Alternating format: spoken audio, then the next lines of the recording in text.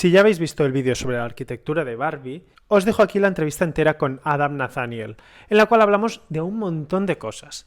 Que si arquitectura queer, que si cómo le robaron uno de los diseños de las lámparas que aparecen en la película, que si el arquitecto debería o no debería diseñar mobiliario, en fin, y mucho más. Hola Adam, un placer hablar contigo. A cookie. Felicidades por tener una de tus lámparas en la película de Barbie. Two of them. Very nice. In the Barbie house, of all places. I mean, I didn't really know what the Barbie movie was going to be. I thought maybe it was going to be bad. But obviously, since I've been starting to see the trailers, I'm like, oh my God, this is going to be fucking awesome. And I think it's going to, be one of those movies that might become like, queer icon type movie. It does seem like it's going to be like that. So obviously having any of my products in the house is very thrilling in that context. ¿Sabías que tendrías uno de tus productos en la película o cómo te enteraste? No, so I'm basically 100% sure that that's them, but the company that I designed them for, Curiosa and Curiosa, they've not really been able to confirm because they're like, can't say. I think they probably signed some, but the fact that they can't say, and the fact that I knew that there were inquiries a while ago relating to a film, I'm like, yeah. And it's definitely not the Chinese ones because you can tell the difference. I mean, I've had issues before. This was just on a different scale. We spent like a year and a half developing the lighting collection. It was myself with Curiosa and Curiosa. It is a very small bespoke lighting company up in north of England. And their whole philosophy is a kind of philosophy that I really like, which is, they don't try and do like affordable stuff that can be thrown away, but they work with, their prices come from the fact that they work with cottage industry people. So they work with artisans who very often they will have their own art practice, making blown glass. They kind of keep themselves going by doing commercial work, and they work with Curiosa and Curiosa producing handmade light pieces, and where they're assembled in Derby is very small. It's local people working by hand, so everything is very slow, everything is very bespoke. It helps maintain these fantastic craft traditions, and helps bring money into this world of beautiful people making beautiful things and enjoying a kind of life of working with their hands, which is very difficult in Europe nowadays to kind of keep going. And so it was never meant to be a mass appeal product, but high-end interiors absolutely can afford to have them. So we were hoping that they would do relatively well. We launched them. They got a lot of attention in the media, and we thought that would lead to sales, and sales didn't really happen. And what I found out was that basically some factory in China had completely one-to-one copied the designs and started selling them on like a website that looked better than our website, because super slick, it looks like amazing. It looks like Gap. It looks so good, the website. And selling them all over the world for 1/10, so 10% of the price that we were charging. They were using our photography.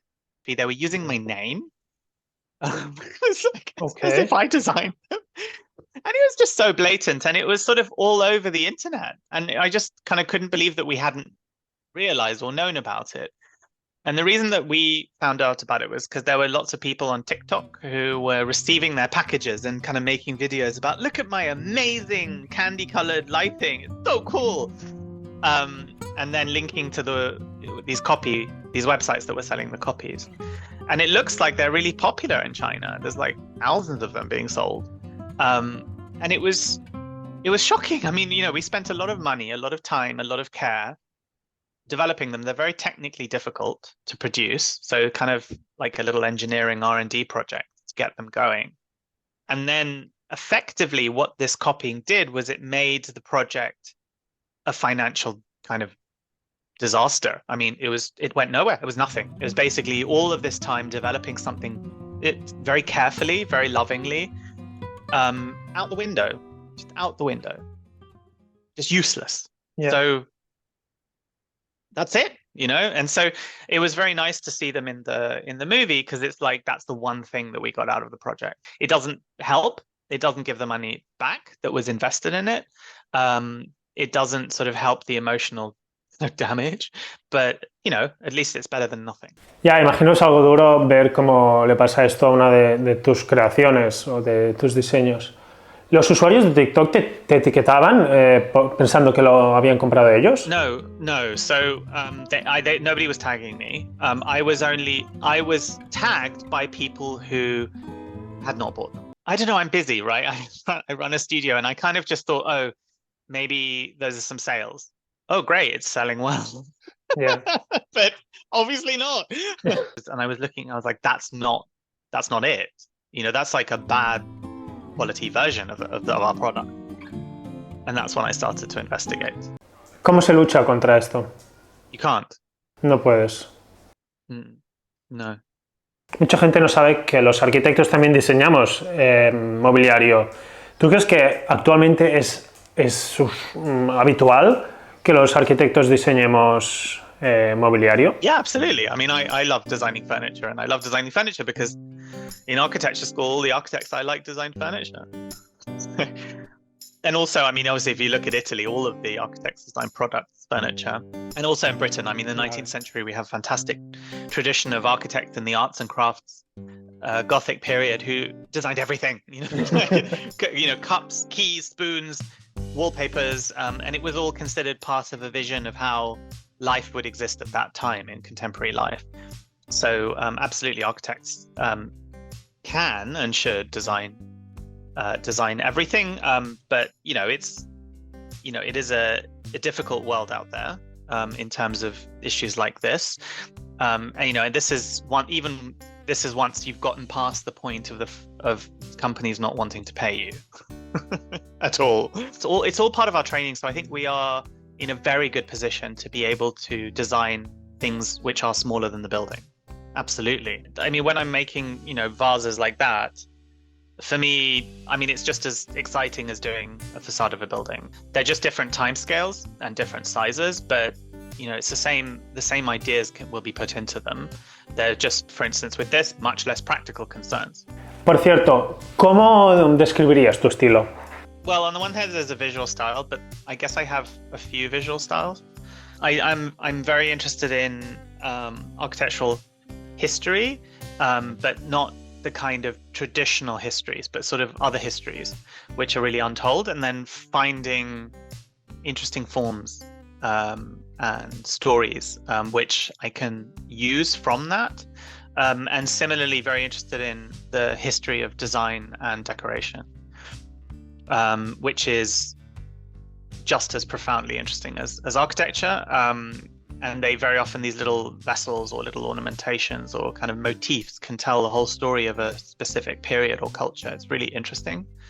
And I use these to create new designs which are embedded in a kind of complex relationship to history, which is very much, I guess, from my sort of multicultural queer background. So it's about mixing things, telling different stories that cut across what used to be or what are normally seen as kind of solid barriers.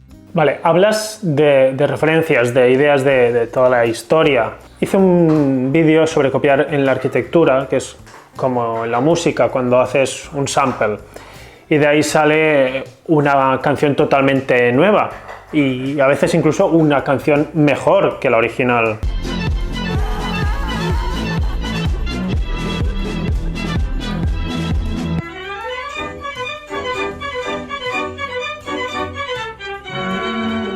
En ese vídeo hablaba de cómo Sainz de Oiza, un arquitecto español, copia a Frank Lloyd Wright e incluso lo mejora. In which project? En el de Torres Blancas en Madrid. Que Really? Sí, copia un proyecto, de hecho 2 proyectos de Frank Lloyd Wright. Uno de los apartamentos lo invierte para conseguir que la luz solar entre, algo que Frank Lloyd Wright erróneamente no hacía. ¿Cuáles son tus referencias? It does depend on the project, but I have a lot. I mean, I love architectural history, and I love design history, and I love history, and I love philosophy, and I'm kind of over-read, so I've got lots of references always. I do have, I guess, certain references which I do repeatedly use in specific combinations that mean a lot to me when I have the opportunity. Architectural ornament and forms from the Italian Renaissance and the Mannerist period. Which I really enjoy using, which I then mix with very often mixed with Japanese ornamentation, as well as British kind of ornamentation from British. Mostly, I tend to focus on the 19th century, so the arts and crafts and Gothic, kind of very ancient mark making and decoration from ancient kind of Jewish culture. So it's kind of very, there's personal ones which I use too, because there's a lot of meaning there for me in terms of like my diasporic kind of history or like background. So each project, each client is kind of an opportunity for me to kind of combine and meld different things together. In terms of copying, I think copying is a misnomer. Like it's a kind of negative word, which implies that the majority of people are actually doing the positive, which is not copying, which is simply not true. So I kind of tend to reject the notion of copying, and say that we are all living in a continuity, that as humans, we eat food in order to exist, and we are what we eat. And similarly, as creative individuals, we do exactly the same. So if I'm sort of only consuming something that's very current, I come across as being avant-garde, but actually it's just a less sophisticated version than choosing my own references, which are more broad. But nonetheless, as humans, we are absorbing references. I mean, you look at Miraya's drawing and there's plenty of references which you can take from there, but he's consumed them and metabolized them and turned them into something brilliant and new. But there are lots of references there. So I kind of think copying tends to be a concept that one can get trapped on a little bit, because in a way we're all doing it, but in a way none of us are doing it. So I prefer to keep copying in the legal sense of what the Chinese factory did. Sí, no, claro, copias mal, no es copiar, es robar. Tengo dos preguntas finales. Dices que la peli de Barbie será un icono queer. It seems like it might. Vale, ¿crees que hay una arquitectura queer? Of course there is. I mean, there's a lot of queer architects who absolutely don't produce queer architecture or queer space because they're not interested in it. And there are people who have actively embodied their identity through the things that they've made, like Alan Boosbaum. I mean, I worked on a whole book, thinking about this. There are lots of queer space makers, not necessarily architects, throughout the past 200 years who have created a lot of incredible queer architecture, but they are almost universally not included in any of the textbooks. So Eileen Gray people jump on her because she's a very unusual example of someone who was celebrated, or has recently been more celebrated, but that's very unusual, and that's only because she was part of the kind of modernist kind of elite. It's a little bit like, Susan Sontag. She was part of the kind of New York intellectual elite, so people talk about the book camp because of her sort of privileged position in the intellectual elite of New York. But people don't talk about the people that she was talking about in the book, in camp, at all. Mm-hmm. They're all completely anonymous and lost. So yes, there are, but there's very few kind of people in the canon. ¿Tienes algún ejemplo de quien no entra en el canon? Yeah, I mean, buy the book.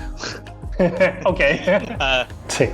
Comprad el libro. But yeah, I mean, in terms of kind of hugely influential Dan Friedman and Alan Boosbaum in New York in the 1970s and 1980s. I mean, a lot of what people call postmodernism was a lot of the kind of forms, a lot of the tropes, a lot of the motifs, a lot of materials were kind of basically stolen from the queer community, the queer radical design community of the 70s and the 80s, and then completely erased the origins of these the term didn't exist. I mean, it was just queer stuff.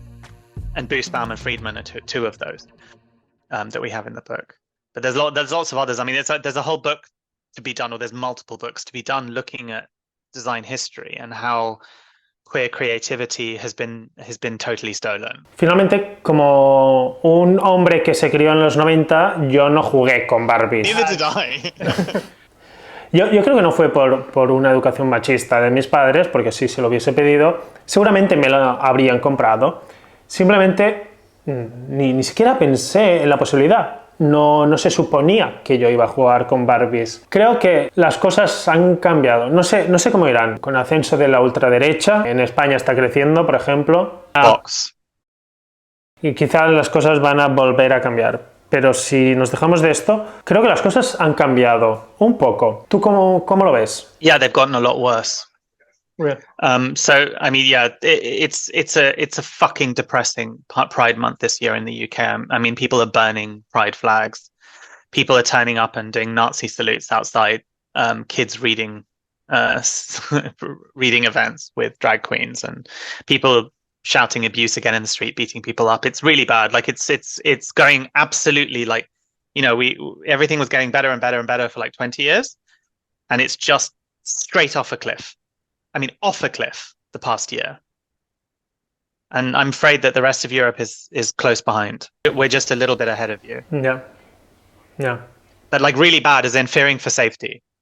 No sé cómo la arquitectura puede hacer algo. Yo creo que no depende de la arquitectura. It's not a design problem. No, of course. Sí, salir a la calle y hacer algo, cambiar las cosas. Yeah, and just being vocal. And I think a lot of queer people here in the UK, and especially in the United States, are very afraid now of being vocal. And the important thing about allies, so, you know, straight or whatever, but like whatever you are, but like if you consider yourself an ally and that you care, it's very helpful to be loud and to speak up and to get angry, because actually a lot of the time, a lot of queer people now are just afraid and they can't do that because they get attacked so much. So anybody speaking up is very helpful, because especially in the UK already, like those arguing for the reduction of rights, those smearing the queer community as pedophiles, as abusers, as groomers, they're very, very loud. They're very loud and they have a lot of media support. Espero que os haya gustado la entrevista, que sigáis a Adam por Instagram, por Twitter, por lo que sea, para seguir lo que hace, que es muy interesante. Y nada, que compartidlo, darle me gusta, suscribíos, haceos Patreon, lo que queráis. Vamos.